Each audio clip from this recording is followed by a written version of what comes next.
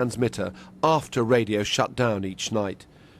Baird broadcast experimental TV programmes like this as a ghost in the radio machine for 6 full years. Didn't you have to be slightly mad to want to own a receiver in these circumstances? One or two sort of fuzzy faces from Well, I think it was the excitement of the age. I mean, just think about the period we're talking about, the end of the 20s, beginning of the 30s. Think of the inventions that have happened. We've got talking pictures in the cinema. We've got machines that fly through the air. We've got airships. We've got all these wonderful inventions. We've got radio. Electricity is slowly coming into people's homes. By the time you get to about 1930, it's about 1 house in 3 has got electric light. And so people were very into the latest technology, like we are today. But Reith wasn't into technology, certainly not when it concerned television. His daughter, Marissa Leishman, has written a revealing book, My Father, Reith of the BBC. Very nice to see you. Congratulations. You sign this to a dedicated fan. She last visited the Director General's office at the age of 4 and wanted her family to see where Reith managed his empire from. So from the beginning, the possibility of television was something he resisted until finally it was enforced on him, wasn't it? Yes, yes, that's right.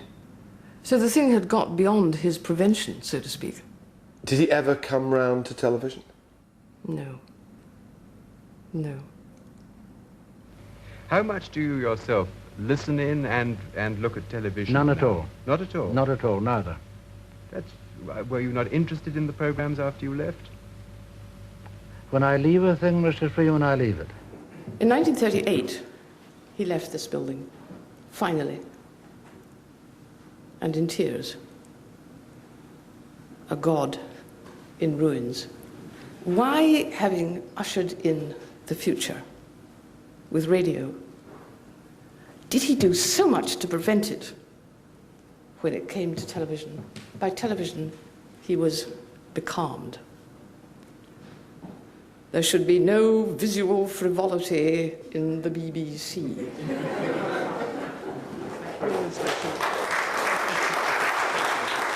The BBC creed was to inform, to educate, to entertain, but he couldn't really quite get to grips with to entertain. Is that true?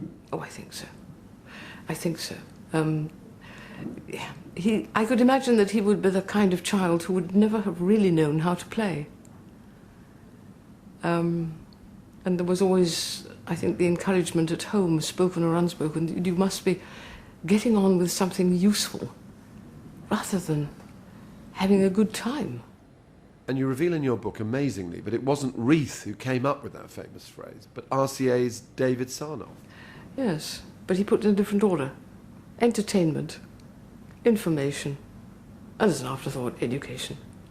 Reith just turned them round, and everybody thought it was his. But it wasn't. He nicked it? Yes, he nicked it. And it was David Sarnoff's previous employer, Marconi, who stopped television from being a one-man race in Britain. They joined forces with EMI to work in competition against Baird, devising an electronic television system using cathode ray tubes. By 1934, the results of both teams were promising enough to warrant a government inquiry.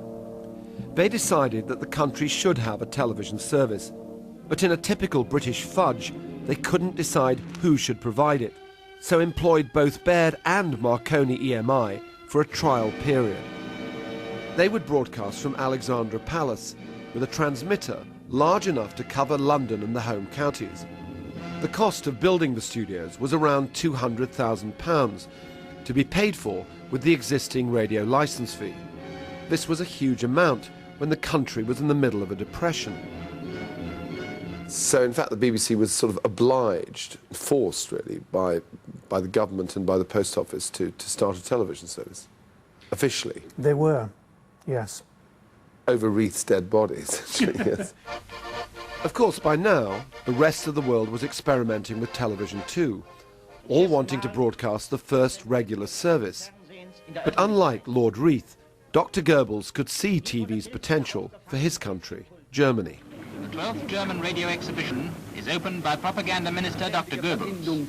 mit dem Vaterlande. Goebbels was put in charge of propaganda by the Nazi Party, and he saw television as a suitable tool. Now, if you're using this as a propaganda medium, what you don't want to do is to pipe it into people's homes, because then how can you check that they're watching it? So the German idea was to have viewing parlours. So normally 30 to 40 people would go along to watch a TV programme to get the message. Back in Britain, Alexandra Palace was nearly ready, and the plan was to begin a daily, scheduled service that the public could watch from home. The workforce expected 4 months to practice before they went live on air, but it wasn't to be.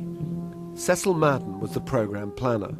The director of television told us all our jobs, and he said, I want to make it absolutely clear you won't have to do any programs for 4 months. So we all left Broadcasting House and we went out there, and there was a phone in the corner and the phone was going. So with some trepidation I picked up the phone and he said, Cecil, wash out everything I said.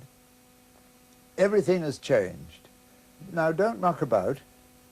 I want you to know that television starts in 9 days' time. Who wants to produce the first program? No one did. So I said, I am the senior man. No one has had any experience, so I take this on. I am the producer. Now, who is going to help? And then everybody wanted to help. Now, cameras, please. Here are the instructions. We're using all three of you in this scene. Cue, Mr. Mitchell. Testing, 1, 2, 3. Hold it. Stop again, please, stage manager. Why has that happened? What's camera 2 showing? The story of that 9-day countdown to the opening of the Ali Pali studios was so extraordinary that writer Jack Rosenthal made it the subject of his 1986 drama, The Fools on the Hill. Cecil Madden was central to the story. In case I forget to say it at the time, good luck, studio. Good luck, Mr. Mitchell. No, not at all. Beg your pardon, sir? I thought you asked me if I was feeling a bit queasy. Confused? Well, this is the real Leslie Mitchell. Unbelievably, in fact as well as fiction, Cecil Madden and the rest of the team pulled everything together, and BBC television began on time. And number 2, you start on the caption, keep screwed up high, and after the first caption, turn and dolly onto the set. The vision and sound are on. The station goes on the air. This is direct television from the studios at Alexandra Palace. And now we're going to see and hear someone you know well, Miss Helen Mackay. Looking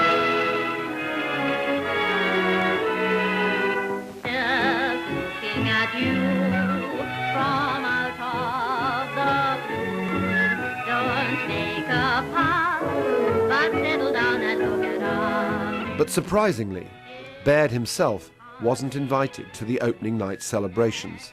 I said, Mr. Baird, where are you going? He said, I don't know where I'm going. He said, I haven't been invited. I just couldn't understand it. We program people, my people, are very disappointed that Baird himself didn't take part in the official opening. One by one they play their parts. And there's a bigger mystery still. Legend has it that Reith stormed out of the studio halfway through the opening. We haven't even got to the middle. I've seen enough, thank you. But this version of events is apocryphal. Was Reith really there at all? Was your father there or wasn't he? I have to be completely honest and say the greater likelihood is that he wasn't there. Because when the question of television was being discussed, he delegated. Or if there was some very important occasion, oh, it was extraordinary, Reith is on holiday at that time. So my feeling is that probably he wasn't there. He was on holiday, just conveniently happened to be on holiday. Just happened to have to be at that time. For a man who really didn't very much enjoy holidays. So the television service went ahead for 3 months. Baird's mechanical system was producing 240-line pictures in Studio B, and Marconi EMI's electronic cathode ray tube system in Studio A was achieving 405.